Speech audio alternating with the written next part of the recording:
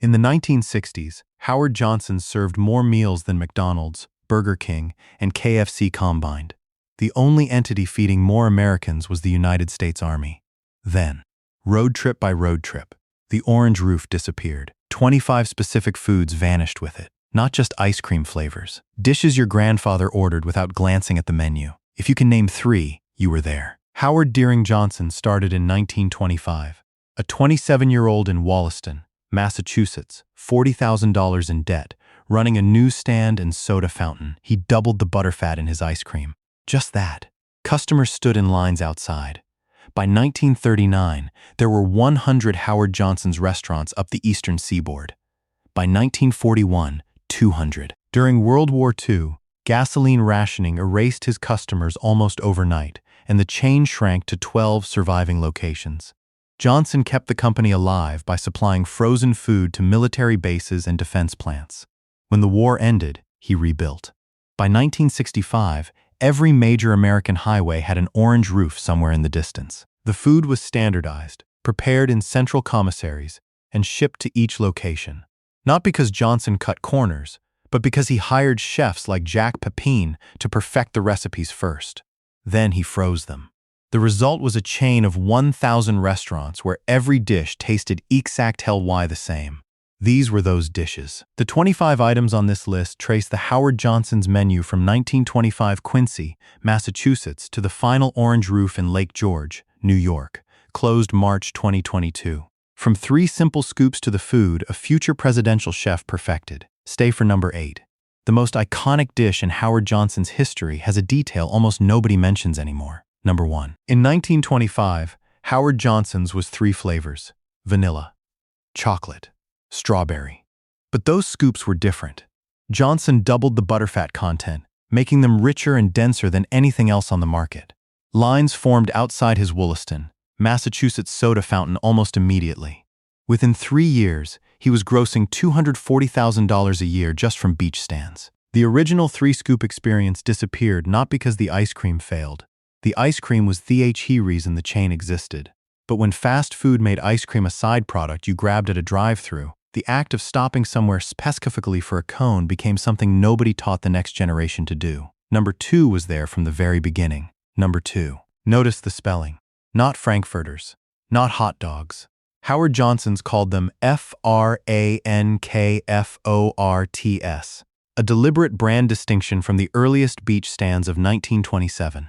They were grilled, not boiled or steamed, and served alongside ice cream at seasonal stands along the Massachusetts shoreline. Simple food for the American family on the move. When the chain collapsed, the proprietary grilling method and the brand name went with it. Every major chain has its version of a hot dog today. None of them use the word Frankfurts. None of them feel quite like that. Number 3. By 1939, Howard Johnson's ran 100 restaurants along the eastern seaboard, and New England clam chowder appeared on every menu. Not Howard Johnson's invention. Clam chowder predates him by centuries. But Hojo's standardized it. Same recipe, same cream base, identical from Maine to Florida.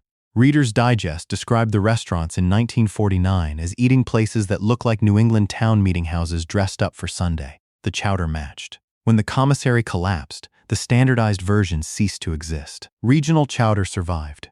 But ordering a bowl in Alabama and knowing it tasted exactly like the one in Portland, Maine, that certainty closed with the chain.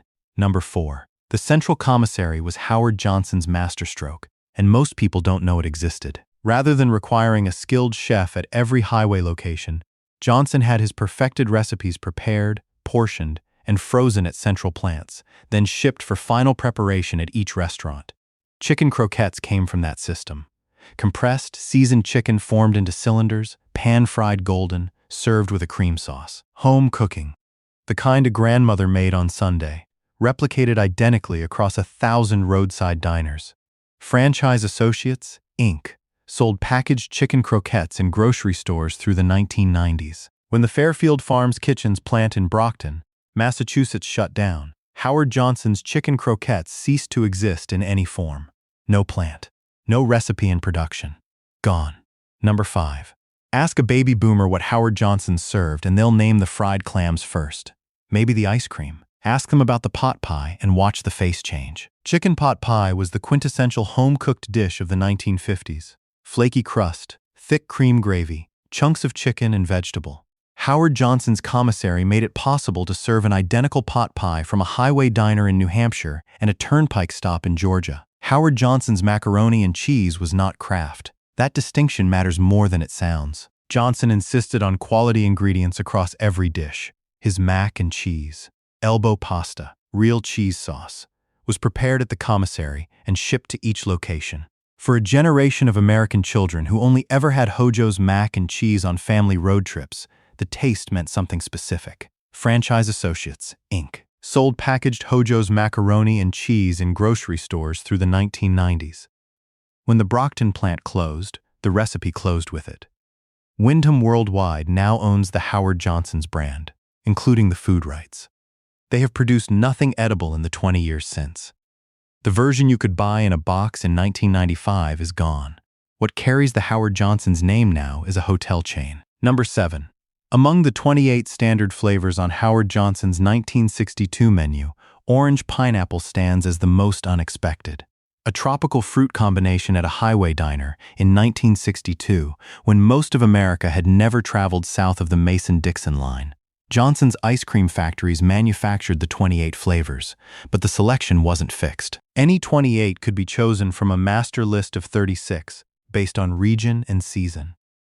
Orange pineapple appeared in certain markets, disappeared in others, depending on what local managers chose. That regional flexibility is precisely what the corporate era eliminated. A human decision, based on local taste. Gone when the company passed to a British conglomerate that never understood why the choices mattered. Number 8. The most famous food in Howard Johnson's history has an origin almost nobody mentions anymore. The tender sweet fried clam did not come from Howard Johnson. It came from the Saffron brothers of Ipswich, Massachusetts. A family who developed a technique for removing the belly from a whole fried clam, leaving only the tender strip of meat. Less gritty, more delicate. A completely different product from the whole belly clam New England had been eating for generations. Johnson adopted their method. Then he contacted Maine baker J.J. Nissen about designing a specific bun for the clam strips. A top-split bun that wouldn't topple over and spill the fried clams. Nissen built it. That bun is now the standard for every lobster roll in New England. The clam strips it was designed for are gone. Howard Johnson served tender sweet fried clams at more than 1,000 highway locations. No other restaurant has ever replicated what Hojo's did with that clam. Not once in the 60 years since. Number 9. Something called frozen pudding appeared on Howard Johnson's 1962 flavor list, and the name requires some explanation, because it wasn't describing what you might think. Frozen pudding was an attempt to bring an older American dessert tradition into ice cream form. Steamed or bread pudding adapted to a frozen consistency. Slightly caramel in tone, denser than standard ice cream, with suggestions of dried fruit and vanilla cream. By modern standards, it sounds more like a grandmother's recipe than a menu item. By 1960s standards, it sat exactly where Howard Johnson's lived, between the old home kitchen and the highway diner. The flavor has no commercial equivalent today. Nobody makes frozen pudding ice cream at any scale. It is genuinely gone. Number 10. The confusion is worth addressing. Macaroon ice cream does not refer to the French macaron, not the crispy almond meringue sandwich cookie. It references the older American macaroon, a coconut almond confection, closer to what we'd call a coconut haystack today. Howard Johnson's macaroon ice cream appeared on the 1962 list and reflected the era's comfort with coconut as a standard American flavor. The age of coconut cake, coconut cream pie, ambrosia salad. These were not niche items. They were Sunday table staples. That comfort has narrowed significantly. Coconut-forward flavors now live in specialty shops and health food aisles. The macaroon ice cream Hojo's made at scale, familiar, sweet, unapologetically American, exists nowhere in the mainstream today. Number 11. Black raspberry is not raspberry. The difference matters here. Black raspberries. A distinct American fruit, smaller and darker than red raspberries, intensely tart, sitting somewhere between blackberry and raspberry without being either, were standard in New England and parts of the mid-Atlantic in the 19th and early 20th centuries. Howard Johnson's black raspberry ice cream, on the 1962 list, carried that tradition into the highway era. You could order it in Connecticut and recognize it as the same flavor your grandmother found growing wild behind her house. Black raspberry survives in artisan ice cream shops in the Northeast.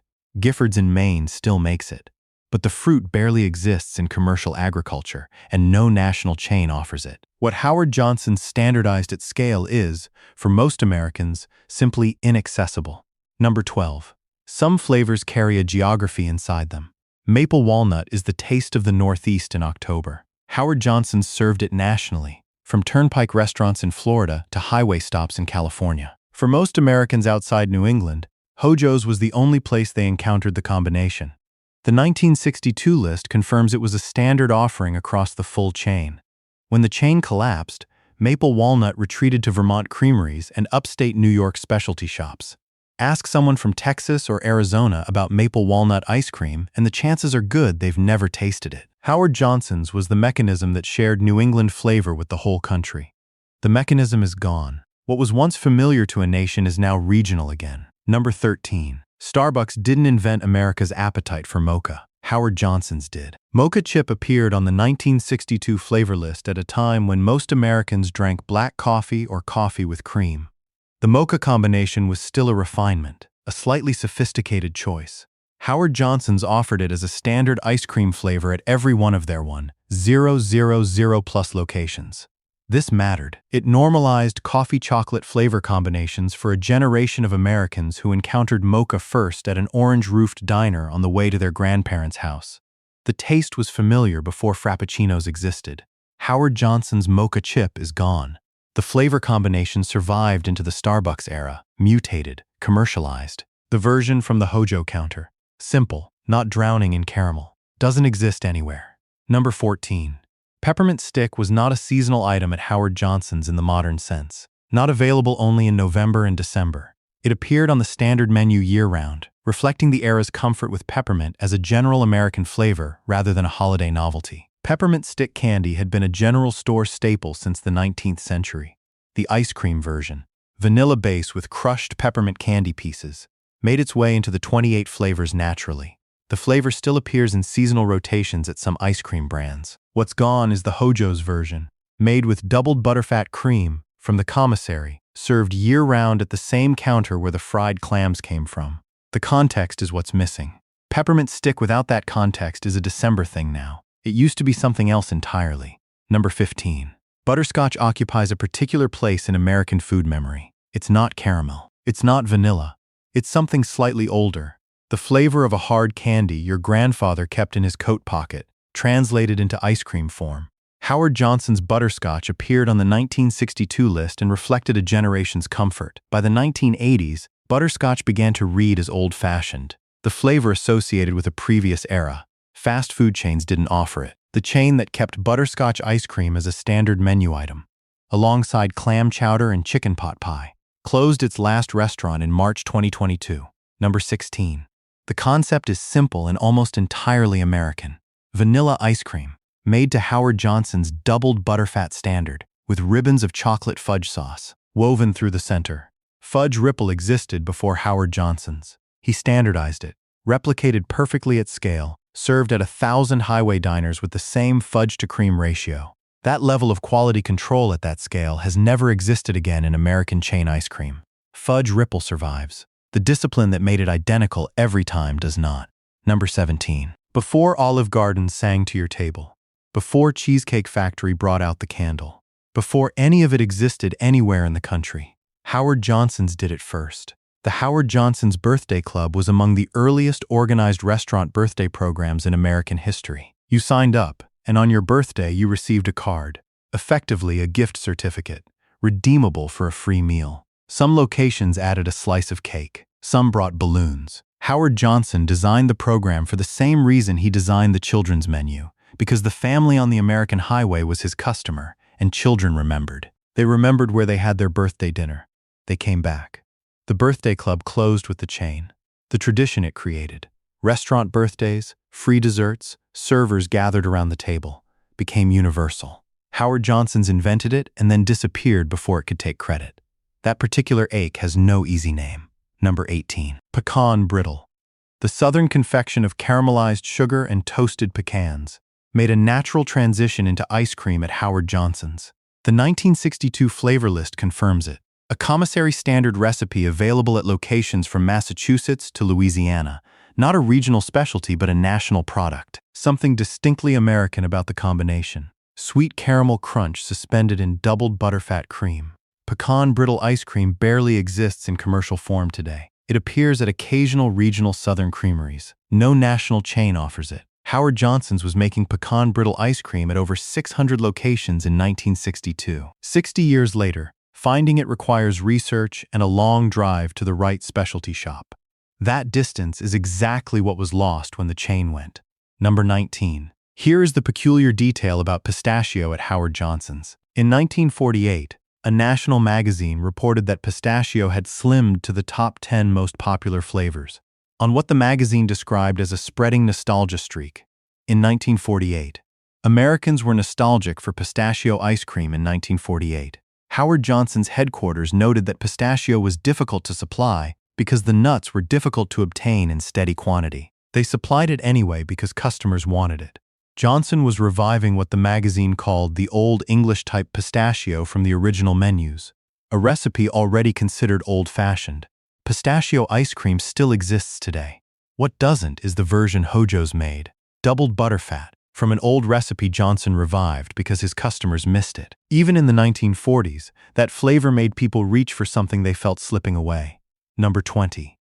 The original three flavors, vanilla, chocolate, strawberry, covered the American ice cream spectrum in 1925. Cherry vanilla was the natural refinement, vanilla at its core, but with cherry pieces giving it something extra. A choice a child made to feel grown up. A choice an adult made to feel young again. The 1962 Howard Johnson's list confirms cherry vanilla among the standard 28. It still exists in some commercial brands today. But the Hojo's version, doubled butterfat base, commissary standard, orange-roofed counter, has no equivalent. The version you're remembering isn't just ice cream, it's a specific context. A road trip counter, a parent pointing at 28 options on a board, choosing to be slightly more adventurous than plain vanilla. That context closed in March 2022. Number 21. Butter crunch is the flavor category that's quietly vanished from the American mainstream, and most people haven't noticed because nothing announced the departure. Not butterscotch, not caramel. Butter crunch, the toffee meets ice cream tradition that came directly from English butter toffee and the American peanut brittle lineage, had its own distinct place in the 28 flavor lineup. The 1962 Hojo's list confirms it. A flavor referencing an older confection tradition, one that predates most candy bars on today's shelves, available at every Howard Johnson's highway location for decades.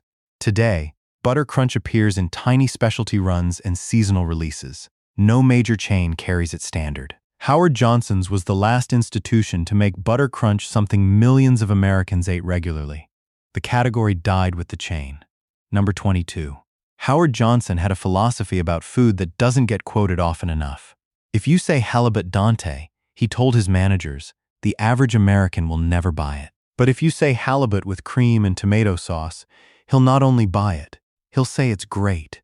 Halibut appeared on Howard Johnson's menu, not as a premium item, not a specialty. A regular entree at a highway restaurant serving families on road trips.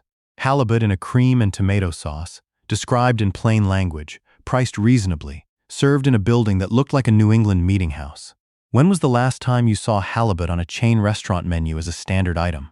Howard Johnson's believed the average American deserved good fish. That belief didn't survive the franchise era. Nothing on any current fast food menu reflects it. Nothing on any current fast food menu reflects it. Number 23. The 1962 Howard Johnson's list places caramel fudge in the standard 28. Caramel and fudge, not caramel with a fudge ribbon, not fudge with a caramel swirl. Both. Together. Both. Together. A specific ratio of sweet caramel and dark chocolate fudge suspended in doubled butterfat ice cream. Johnson's commissary made this possible. Same proportions. Same ratio. At every one of the 1,000 plus locations. In 1965, when Hojo's was feeding more people than every fast food chain in America combined, every scoop of caramel fudge in Idaho tasted exactly like every scoop in Georgia. That precision is gone. Not because the recipe was lost, If you have caramel and fudge and good ice cream, you can make the flavor. But no institution at scale makes it. No commissary ensures the ratio is right.